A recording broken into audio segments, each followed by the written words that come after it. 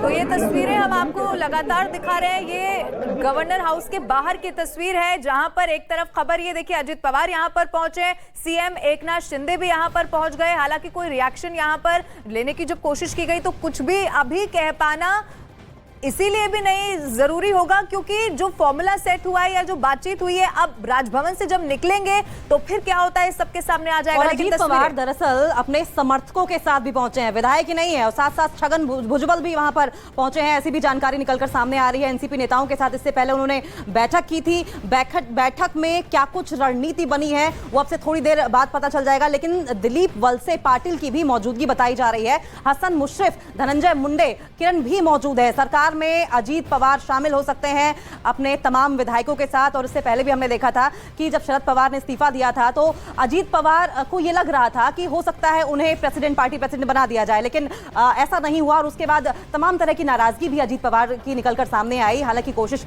यह की गई थी कि अजीत पवार को मनाया जाए, लेकिन अजीत पवार संतुष्ट नहीं दिखाई दिए। अजीत पवार को लगा कि वो सही एफर्ट्स नहीं किए जा रहे हैं और वो खुद को दरकिनार किया हुआ, इग्नोर किया हुआ महसूस कर रहे थे। और ऐसे में गुपचुप तरीके से क्या कुछ बातचीत महाराष्ट्र सरकार यानी कि एकनाथ शिंदे मुख्यमंत्री की बीच और अजीत पवार के बीच में हुई, क्या फॉर्मूला सेट किया जाएगा और क्या ये फिलहाल तस्वीरें आपकी टीवी स्क्रीन पर देखिए, अंदर के शॉट्स हम आपको दिखा रहे हैं, जबकि एनसीपी के तमाम नेता वहां पर मौजूद हैं और मुख्यमंत्री एकनाथ शिंदे भी वहां पहुंचने वाले हैं। सूत्रों के हवाले से हालांकि बड़ी खबर यह सामने आ रही है कि अजीत पवार तमाम समर्थक विधायकों के साथ महाराष्ट्र सरकार में शामिल हो सकते हैं, नेता प्रतिपक्ष के पद से इस्तीफा दे सकते हैं। ये इस वक्त की बड़ी अपडेट, महाराष्ट्र की सियासत से ये बड़ी खबर सामने आ रही है। गवर्नर से मिलने पहुंचे हैं अजीत पवार, तो कहीं ना कहीं टर्निंग पॉइंट एक तरीके से देखा जाए आज महाराष्ट्र की राजनीति के लिए हो सकता है और एनसीपी के लिए कहीं ना कहीं बड़ा झटका। और मौजूदा सरकार इसके बाद और ज्यादा स्ट्रांग हो जाएगी। दिवाकर हमारे साथ फोन लाइन पर जुड़ चुके हैं। दिवाकर, क्या खबर निकलकर सामने आ रही है? अजीत पवार ज्वाइन कर रहे हैं महाराष्ट्र सरकार को? देखिए, अभी तक जो सूत्रों से जानकारी मिल रही है, जाहिर तौर पर अब अजीत पवार एकनाथ शिंदे और देवेंद्र फडणवीस के साथ अब महाराष्ट्र की सरकार को ज्वाइन कर सकते हैं। जानकारी ये भी सूत्रों से निकल के आ रही है कि जो अजीत पवार के पास लेटर है, क्योंकि उन्होंने जो विधानसभा के विरोधी पक्ष नेता था उससे इस्तीफा देने के लिए राज्यपाल के पास पहुंचे हैं, उनके पास 29 विधायकों का साइन किया हुआ एक पत्र है जो वो राज्यपाल को सौंप सकते हैं। और ये पत्र के जरिए वो राज्यपाल को ये बताएंगे कि 29 विधायक उनके साथ हैं, जिसमें से 9 जो विधायक हैं वो शिंदे सरकार के मंत्रिमंडल में शामिल हो सकते हैं। सबसे बड़ी बात जो जानकारी निकल के सामने आ रही है कि छगन भुजबल, जो कि शरद पवार के बेहद करीबी माने जाते थे, वो भी अजीत पवार के साथ हैं और वो भी मंत्रिमंडल में मंत्री बन सकते हैं। ये अहम जानकारी निकलकर सामने आ रही है और ये ऐसे वक्त में हो रहा है जब शरद पवार मुंबई में नहीं है, मुंबई से बाहर है। और जानकारी मिलते ही अब शरद पवार जो है पुणे से जानकारी मिल रही है कि वो अब मुंबई के लिए निकले हैं, क्योंकि एक बड़ा झटका, अगर 29 विधायक एक साथ अजीत पवार के साथ चले जाते हैं तो एक बहुत बड़ा झटका एनसीपी के लिए होगा और उसकी हालत बिल्कुल शिवसेना उद्धव गुट की तरह हो जाएगी, क्योंकि इसी तरह से एक साथ कई विधायकों ने उद्धव गुट का साथ छोड़ा था। तो ऐसे में अब शरद पवार जब मुंबई पहुंचते हैं तो क्या चीजें निकल के सामने आएगी, क्या वजह रही है, ये देखना काफी अहम होने वाला है। दिवाकर, बड़े झटके के तौर पर देखा जा रहा है, लेकिन शरद पवार और एनसीपी के पास क्या ऑप्शंस बचते हैं फिलहाल? देखिए, फिलहाल जब शरद पवार पहुंचेंगे तो जाहिर तौर पर जो विधायक अजीत पवार के साथ नहीं जा रहे हैं उनके साथ उनकी बैठक होगी। और क्या वजह रही, क्योंकि आज अजीत पवार ने अपने सरकारी बंगले पर एक बैठक बुलाई थी जिसमें सुप्रिया सुले इंटरनली हो सकता है दिवाकर फॉर्मूला सेट हो गया हो कि आगे क्या होना है, सिर्फ ये औपचारिकता महज बाकी है क्योंकि राजभवन भी पहुंच गए हैं। क्या माने दिवाकर, शपथ ग्रहण कब हो सकता है?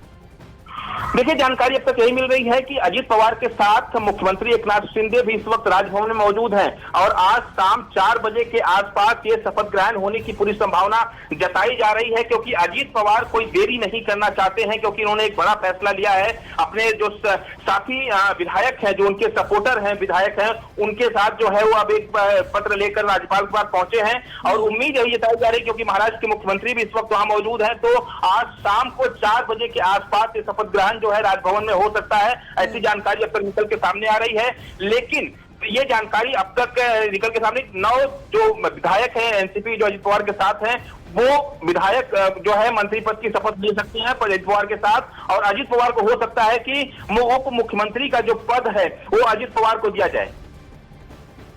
दिवाकर, जिस तरीके से आप बता रहे हैं कि शाम को 4 बजे ही शपथ ग्रहण समारोह भी हो सकता है, तो ये जो तेजी है ये कहीं इस बात की ओर इशारा तो नहीं करती कि शरद पवार को क्राइसिस मैनेजर के तौर पे जाना जाता है? कहीं ऐसा तो नहीं कि वो गुंजाइश बचती है कि अभी भी शरद पवार कोई गेम कर सके? देखिए, जाहिर तौर पर आपको याद होगा जब अजित पवार ने आज देवेंद्र फडणवीस के साथ शपथ ली थी, उस दौरान भी कई सारे विधायक उनके साथ थे और उन विधायकों का साइन जो है किया हुआ लेटर भी अजित पवार के साथ था। लेकिन जैसे ही शरद पवार ने अपनी राजनीतिक सूझबूझ का इस्तेमाल किया और तमाम विधायकों को वापस बुला लिया था, जिसके चलते अजित पवार को बैरंग वापस लौटना पड़ा था। तो ऐसे में शरद पवार जब तक मुंबई पहुंचे उसके पहले ही ये शपथ ग्रहण हो जाए, ऐसी कोशिश अजित पवार की है और ऐसी जानकारी निकल के भी सामने आ रही है। और यही वजह है कि महाराष्ट्र के मुख्यमंत्री इस वक्त खुद राजभवन में मौजूद हैं ताकि सारी चीजें जल्दी जल्दी हो सके, शपथ ग्रहण भी। दिवाकर, एक्सक्लूसिव तस्वीरें भी अंदर के सामने आ गई हैं, दर्शकों को हम दिखा रहे हैं। क्या आपने इससे पहले बताया अजीत पवार को सेट किया जा सकता है, उप मुख्यमंत्री बनाया जा सकता है? देखिए, जाहिर तौर पर क्योंकि अजित पवार के बीजेपी ज्वाइन करने की और महाराष्ट्र सरकार में शामिल होने की अटकलें काफी पहले से लगाई जा रही थी और काफी ज्यादा नाराज भी अजित पवार चल रहे थे। आपको याद होगा दिल्ली में जो एनसीपी का अधिवेशन कुछ दिन पहले हुआ था उसमें सुप्रिया सुले को और प्रफुल्ल पटेल को कार्यकारी अध्यक्ष बनाया गया था, लेकिन अजित पवार को कोई बड़ी जिम्मेदारी नहीं दी गई थी। उसके बाद जो है अजित पवार ने एक बयान भी दिया था कि वो विरोधी पक्ष नेता के तौर पर अपनी भूमिका छोड़ना चाहते हैं, पार्टी में कोई बड़ी जिम्मेदारी चाहते हैं। और आज ही उसी बात को लेकर ये बैठक भी अजित पवार ने बुलाई थी और उसका अपना विचार उन्होंने इस बैठक में रखा।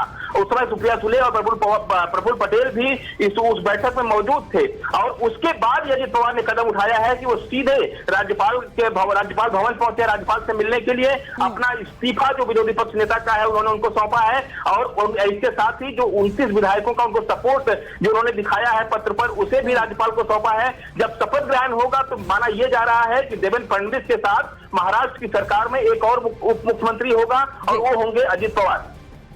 अब दिवाकर, जिस तरीके से ये खबरें सामने आ रही है, ऐसे में क्या सुप्रिया सुले और वो लोग, वो तमाम नेता जो कि अजीत पवार के साथ नहीं है, उनकी ओर से कोई रिएक्शन?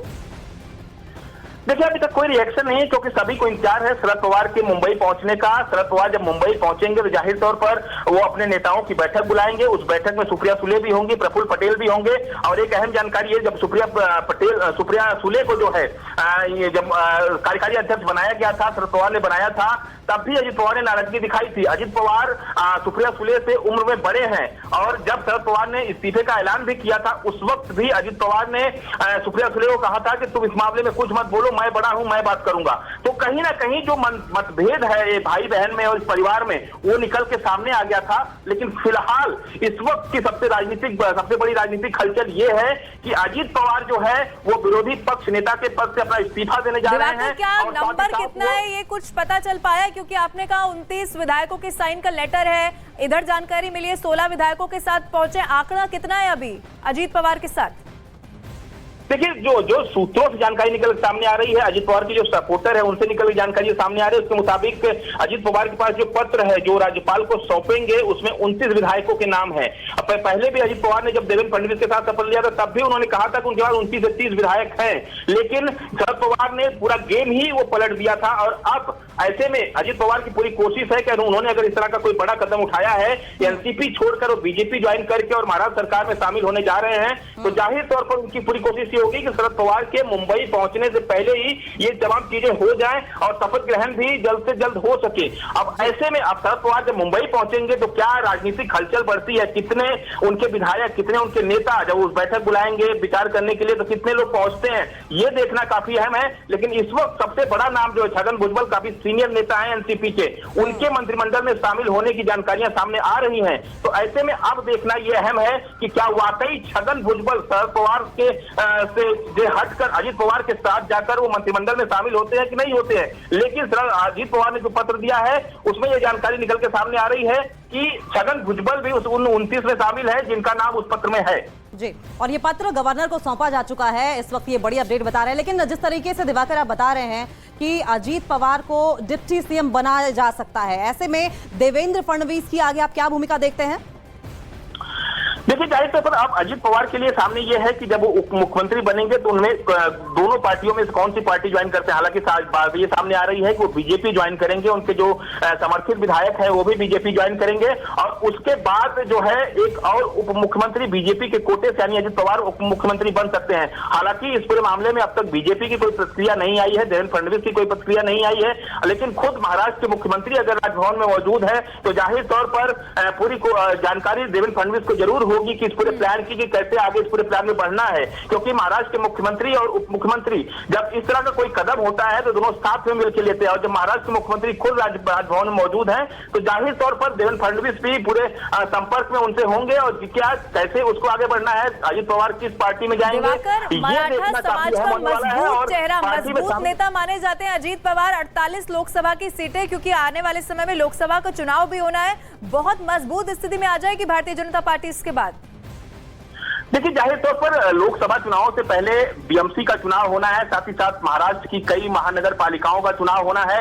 महाराष्ट्र के कई ऐसे हिस्से हैं जहां पर एनसीपी का गढ़ माना जाता है, जहां एनसीपी एक तरफा पार्टी के तौर पर जीत के सामने आती है और उसमें अजित पवार की भूमिका काफी अहम होती है। लेकिन ऐसे में बीएमसी चुनाव से पहले, लोकसभा चुनाव से पहले और 2024 के अक्टूबर में महाराष्ट्र विधानसभा का चुनाव भी है, तो ऐसे में इन तमाम बड़े चुनावों को देखते हुए अगर अजित पवार ऐसे वक्त में बीजेपी ज्वाइन करके सरकार में शामिल हो जाते हैं तो जाहिर तौर पर एनसीपी के लिए और शरद पवार के लिए एक बड़ा झटका होगा। शरद पवार का रिएक्शन भी कुछ देर पहले सामने आया है कि हालांकि अजित पवार ने बैठक क्यों बुलाई थी उन्हें इसकी जानकारी नहीं है, लेकिन विरोधी पक्ष के नेता थे इसलिए उनको बैठक बुलाने का अधिकार है। ठीक है दिवाकर, रोकेंगे हम आपको, एक बार श्रेया का भी रुख कर लेंगे। श्रेया गवर्नर हाउस के अंदर मौजूद है, वहां से तस्वीरें दिखाइए और साथ साथ हमें बताइए क्या इस बात की भी संभावना है कि महाराष्ट्र में 2 डिप्टी सीएम हो सकते हैं?